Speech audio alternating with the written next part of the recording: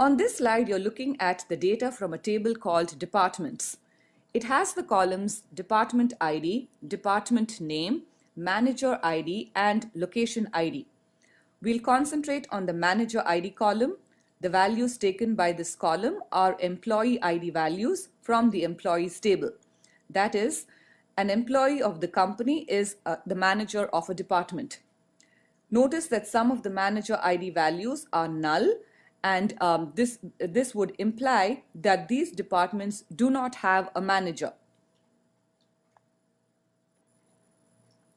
Now here is the query that you would have written to identify the name of the department and the first name of the employee who manages the department.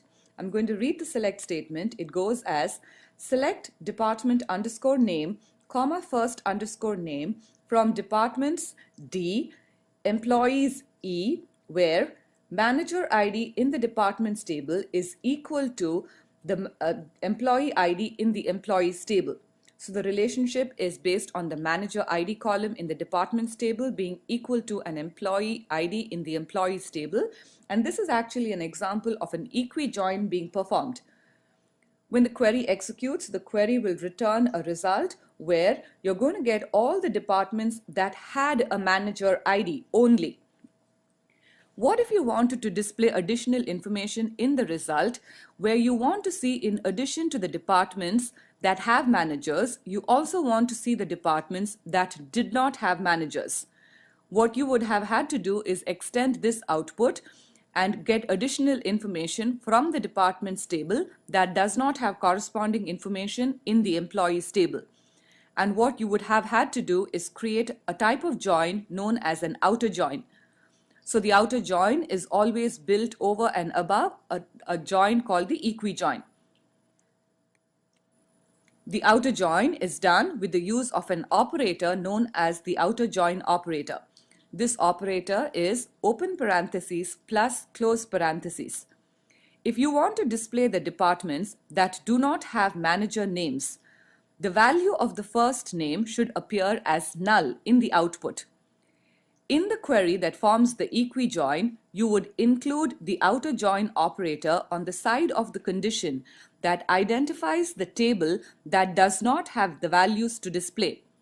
Have a look at the join condition in the query. It's written as where d.manager_id is equal to e.employee_id. The table D stands for the departments table. The table E stands for the employees table. In the output, the department name comes from the D or the departments table. In the output, the first name comes from the E or the employees table. So the table that does not have data to display in the output would be the employees table, because we would not have any first names to display for certain departments. Notice where the plus operator or the outer join operator has been placed in the condition.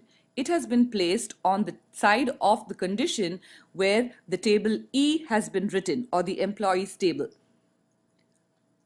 Also observe the output. Some of the departments have first names associated with them, while others have null values associated with them.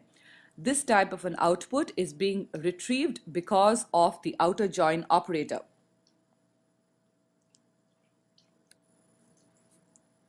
Here we have a query that's based on the employees table. The query reads as select employee ID, first name, last name, manager ID from employees. Now we are going to concentrate only on two specific columns, the employee ID column and the manager ID column. An employee's manager is always another employee.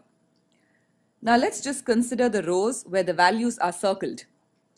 I have a value 103 that's circled in the manager ID column that corresponds to the row where the employee's ID is 107 and the name of that employee is Diana. Now Diana's manager is the employee whose ID is 103 and the name of that employee is Alexander. When you want to retrieve data from a table in such a way that all the data is not in a single row and the necessary output comes from different rows in the same table based on a value relating the rows, you have to create a type of join known as a self-join. Self-joins are sometimes also called as inner joins. This involves using the same table name with different aliases and relating the tables based on the values in each of the tables. Now on this slide, we have the same query being displayed twice. Each of the outputs have a heading which shows up as employees. However, the first output has the letter E beside the name employees, where we are saying that the letter E is the alias for the employees table. You have the second output which also has the heading as employees, but you have the letter M, which is the alias for the second output.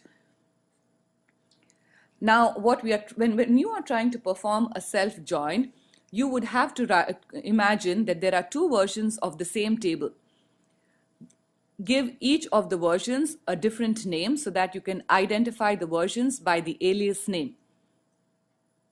The next thing you'll have to do is identify how the data in the first version of the table is associated with the data in the second version of the table. Imagine that the first version, that is called as E, contains employee information, and the second version, that is called as M in this example, contains the manager information. We know that an employee's manager ID is equal to an employee's employee ID. Here, what we have written is a condition that goes as E.manager ID is equal to M.employee ID. You can see an arrow that goes from the manager ID value to an employee ID value. Now, this type of a query where you are getting all the data from one single table but against different rows of the table based on a condition that joins the data on those two rows is known as a self-join.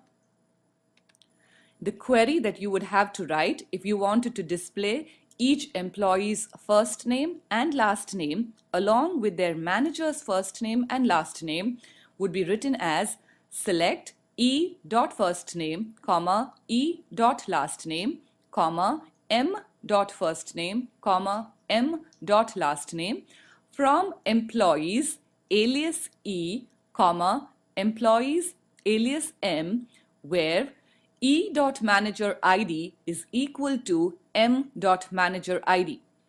Notice this output, the row that has been highlighted, displays the details of Diana, where the first name is Diana, the last name is Lawrence, the manager's first name is Alexander, and the manager's last name is Hunold. So this is an example of a self-join. In this tutorial, I discussed the theory behind joining tables. In my next tutorial, I'll show you how the different join statements will be performed using SQL statements in SQL Developer. I hope you find this tutorial useful. For other videos, tutorials, and articles, you can visit our website at www.oraclecoach.com. Thank you for your time and thank you for listening.